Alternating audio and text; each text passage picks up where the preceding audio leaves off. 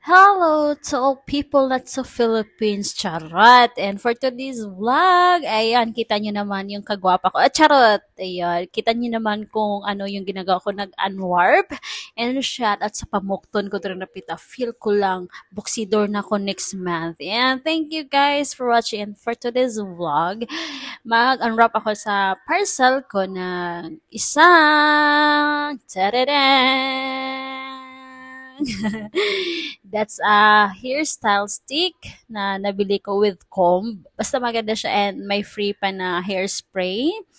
So, yun na nga. Inopen ko na agad-agad yung hairspray. Sea salt yung tawag sa spray na yan. Iwan ko kung kailan ko magagamit. Hindi ba yan ma-expire sa akin? Charot! And, ayun, basa-basa kunyari. Nagbabasa. And this is it. The packaging. The package talaga. And the main goal. Ayan. Yan po ang ating ang ating slick hair finishing stick gel for kids and pwede ka naman gumamit siyan kagaya ko, 'di ba, feeling o hindi pa yan nakasuklay pero ginagamit na and hindi pa na-on. So kumusta ka diyan, girl? Oo, demo na hindi mo alam. So yun na nga. Oh, pak, sino ka dyan? Yun, nakikita ko na talaga ang kinabukasan ng aking bukton, guys. Yung braso ko, parang pangbuksidor na siya. Ayan. Oh, pak, sinishake ni girl. Sinong mama mo dyan? Uy, ang laki nun talaga ng ano ko, guys. So, doon tayo mag-focus sa ano, guys. Doon tayo mag-focus sa item, kung ano yung kalabasan. Wag sa braso ko, ha. Ayun. Pak. Oh, ganda ka dyan. Oh. So, yun na nga siya, guys. Parang feel ko lang ha sa ano sa akin lang ha. Grabe ang ganda niya sa ano sa pag mag-style ka or gusto mo ng clean na clean yung pagmumukha mo like nasa mall ka na trabaho tas gusto mo yung clean na clean yung mga baby hair na hindi na umaapaw. Yun ang gamitin nyo, guys. Ayun!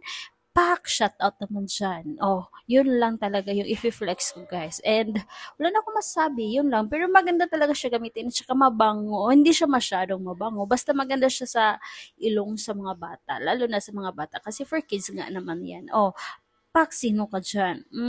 Pak, o, diba? Pinaklean talaga. Super clean.